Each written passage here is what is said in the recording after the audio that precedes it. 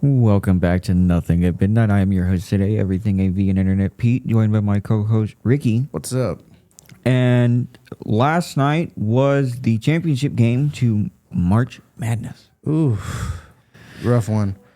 It was, if you are a UConn fan, the game ended UConn 63, Michigan 69 Damn, Huskies. for your national champions of 2026, the number one Michigan Wolverines. Go blue. You're just a bandwagon. I'm just playing. I picked it. He picked them fair and square. And you know what? This whole bracket was a doozy.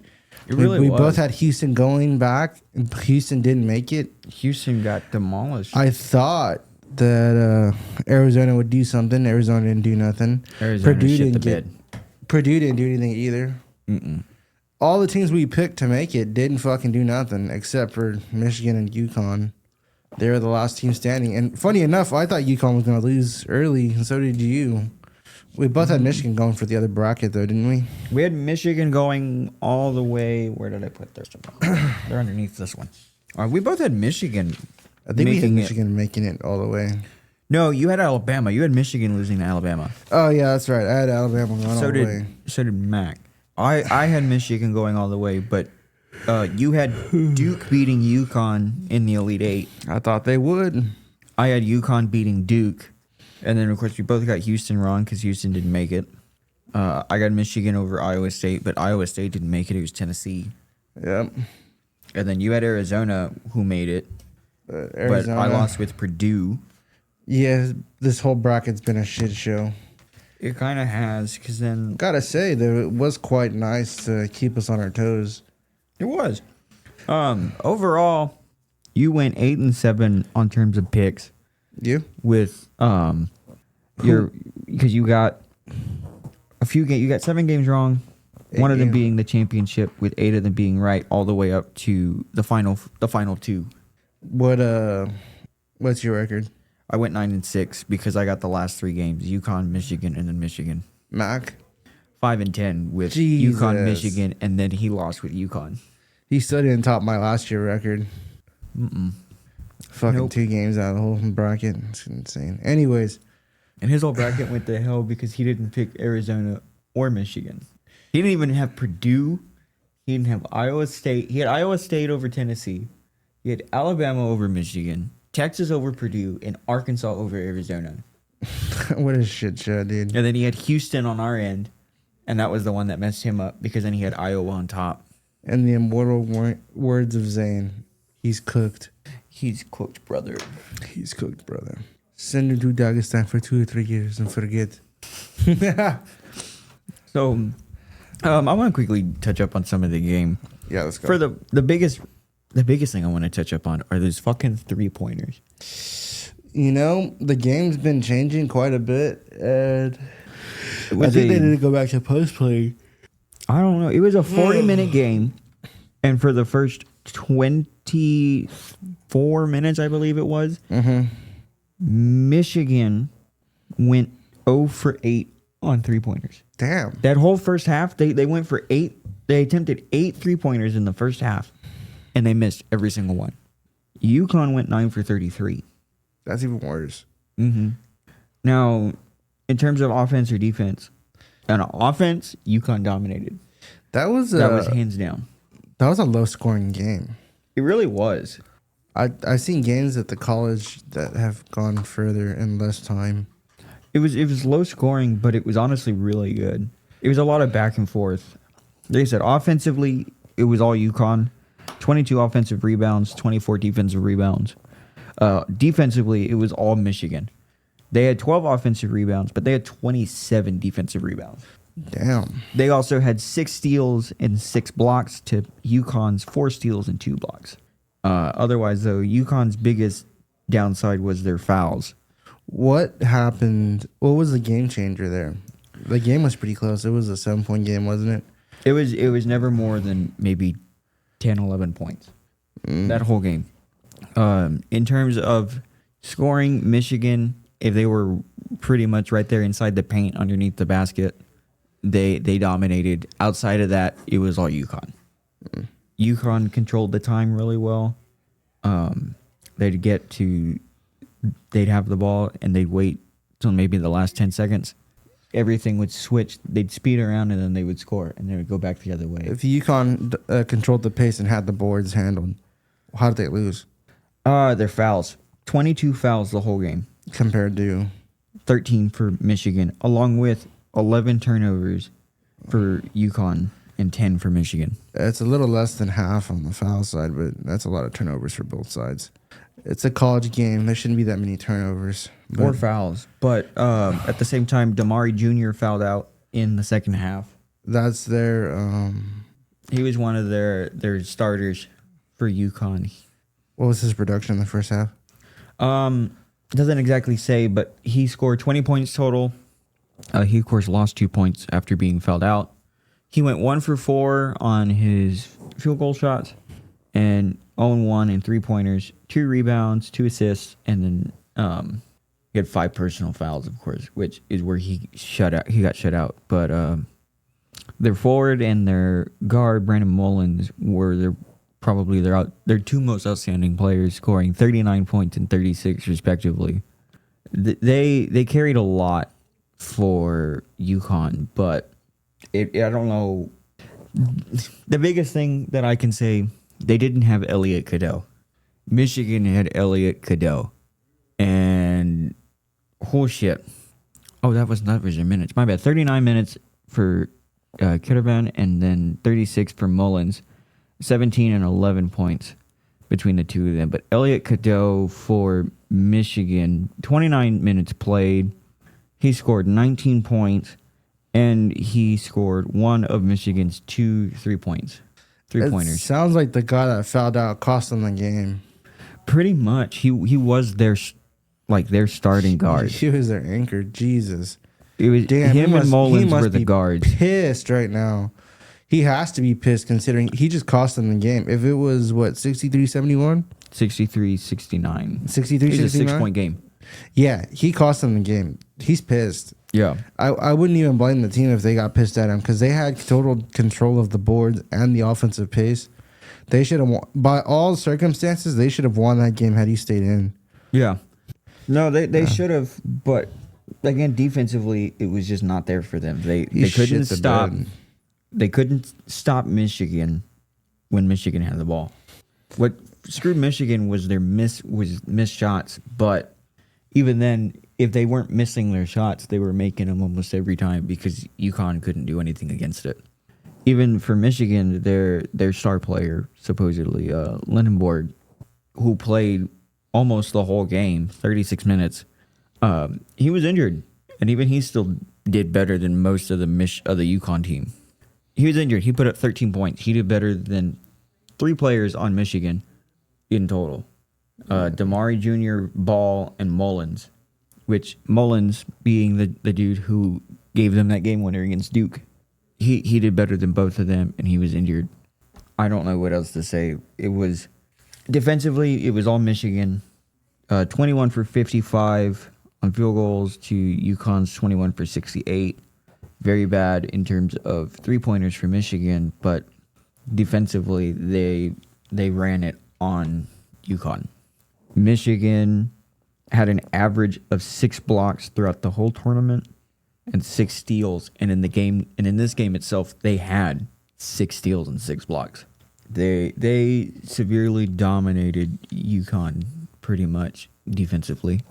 UConn had it offensively, they just couldn't stop them defensively, and that's where UConn lost, in all honesty. Yeah. Sounds like a good game. It was a good Sounds game. entertaining, actually. It was a lot of back and forth. UConn almost came back near the end there, but one missed shot and a toss all the way across the court, and that was it. Well, you ready for baseball season? Just about. We do not cover college baseball here, but we do cover professional baseball. Pete will be at all 106 games. Oh, I wish. Just playing. No, he will not be. But basketball's coming to an end, so we're covering the NBA playoffs next, which will then lead into baseball, which will then like to cover as football. But we have our song of the week coming up. We do. We also have UFC 327 this weekend. Isn't that going to be interesting? Who's on the card? We'll hit the song of the week, and then we'll cover UFC 327, and then yeah. Alrighty. Our song of the week this week comes to us heavily by the I think it should have been. It should have been released as the second track of their fourth studio album on July 4th, 2001. Our song of the week this week comes to us by. Do you have any ideas? Alive from POD. It is Alive by POD. Finally, right after like 4 recordings. Two really. We scrapped 2 of them. 3 recordings. We've really. had to scrap a few because You've been wanting this one difficulties. since we started Madness. Yeah, pretty much all through March. So, it is finally time for Alive by POD. So let's give it a listen real quick.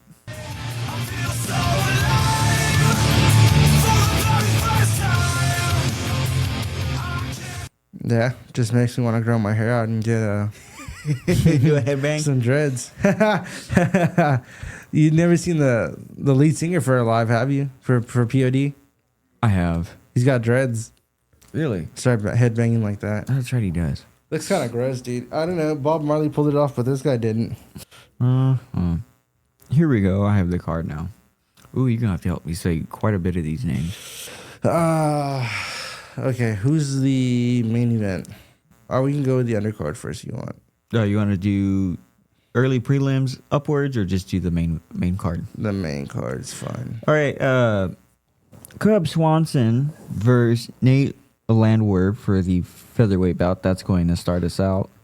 Following them, we have number 2 Dominic Reyes versus number 12 Johnny Walker, a light heavyweight bout. Curtis Blades. Or Curtis Blades. Is it Blades really? Yeah, no, it's Blades. That's such a weird spelling. All right, Yeah, Curtis I know. Blades, number 5 versus Josh Hokit. Who? All right, Hokit. Hokit. Is it not Hokit? Hoyt.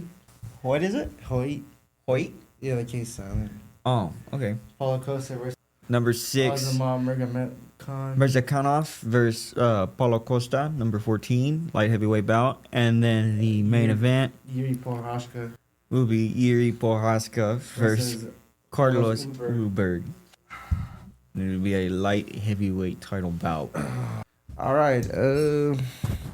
Let's go to the bottom of the main card. All right.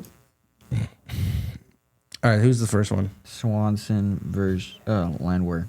I'm taking Landwehr. You taking a Landwehr? Club Swanson's been around for a while. I don't know if he still has it. Let's see, does it give us anything on this? Oh, it does. Yeah, It gives us tail of the tapes. What is it? Age?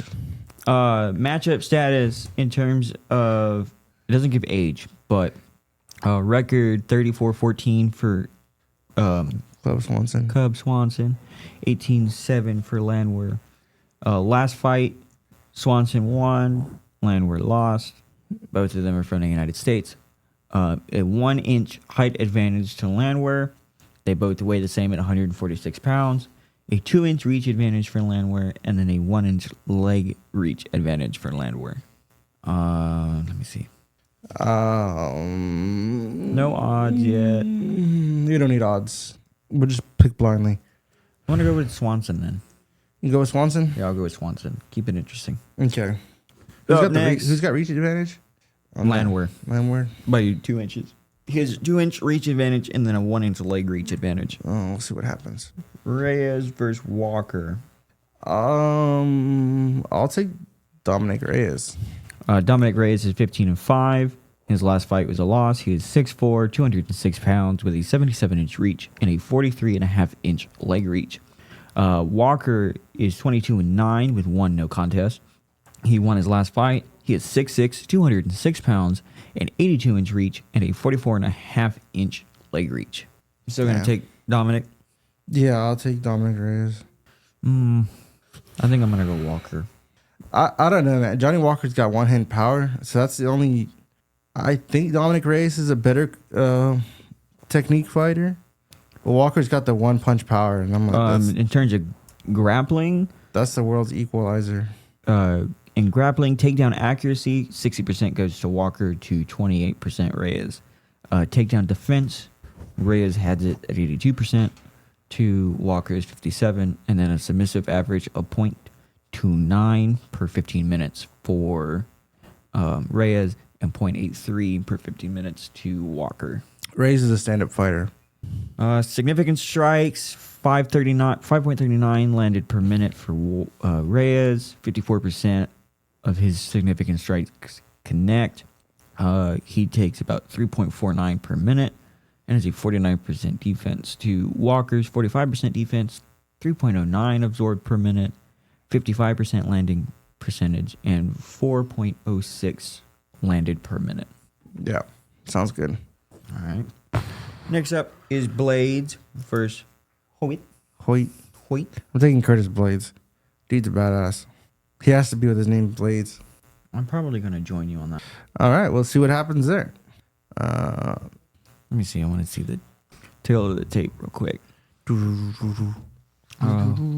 Hoyt is 8-0. He's 6'1", 234.5 pounds, 73.5 inch reach, and a 43 inch leg reach. To Blades, 6'4", 258, with an 80 inch reach and a 46 inch leg reach. Are we gonna make this an event? We can. Do you want chicken spaghetti? Sure. I'll make it this time. You fucked it up last time. I did not. Yeah, you did. You ate that big ass slice. Oh, when you made it, my bad. Oh, When I that's made bad. it. That's why I was like, no, I ate that shit. That was fucking amazing. When you made it, it was delicious. I had that big old thing to take home. It didn't last nothing but 2 days. I ate that motherfucker. that you meant when I made it. I was like, what do you mean I fucked it up? I No, didn't that fuck was it good. up. That was good when you made it. No, that was good when you made it. I'm sorry. I should have put more context behind that. I was like, I didn't fuck it up. Pete makes really good food, y'all. But I made some like not that long ago. Probably 2 weeks ago. I made some 2 weeks ago.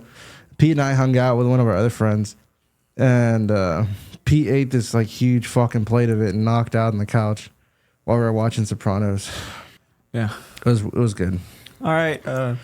What's that one? Mirzanovskov versus Costa. They are Mirzanovskov is 16-0. His last fight was a win. He is 5'10", 205.5 pounds, a 71.5 inch reach, and a 41 inch leg reach. Costa is 15-4. His last fight was a win. He is 6'1", 185 pounds, with a 72 inch reach and a 39.5 inch leg reach. I want to take Paulo Costa, but he's like 50-50. He's not the same fighter all the time. Sometimes he doesn't show up. I'm thinking I'm going to take Mirzanovskov. Where's Mirzanovskov from? Russia. It's Russia versus Brazil. I'll take Russia. Now we got the main card. Now we have the main event. You've got Yuri Prochazka, the Last Samurai, Prochazka. or I don't even know the other guy. Ulberg. Carlos Ulberg. Carlos Ulberg. No, I'm taking Yuri all the way. I've only lost with him once, and that was against Alex Pajeda. So, looking at the tail of the tapes, Yuri is 32-5-1. His last fight was a win. He is 6'3", 206 pounds with an 80 inch reach and a 45 inch leg reach. Ulberg is 14-1. His last fight was a win. He's 6'4", 205 pounds with a 77 inch reach and a 43.5 inch leg reach. And you have Yuri Prochazka. I think I'm going to join you on that one. I'm not liking what I'm seeing on Ulberg in terms of grappling. Although he does have a better takedown defense, but takedown accuracy, they're the same. They're pretty much almost identical in all retrospect. I'm still going to take Yuri. Where are they fighting? Give me one. They are fighting at the Casilla Center in Miami, Florida this Saturday starting at 8 p.m. for the main card, that is. That will be CDT time, CDT Central Standard Time for the start of the main event, which will be 9 p.m. on the East Coast. I don't think there's anything else. No, that should be it. Stay tuned for our NBA picks. And when does that start? Playoffs start, I think, just look it real quick. But I think it's in the next 2 weeks. Oh, you know what? You guys need to watch Invincible. Y'all should. Pete and I are in the middle of the fourth season, which drops Wednesdays.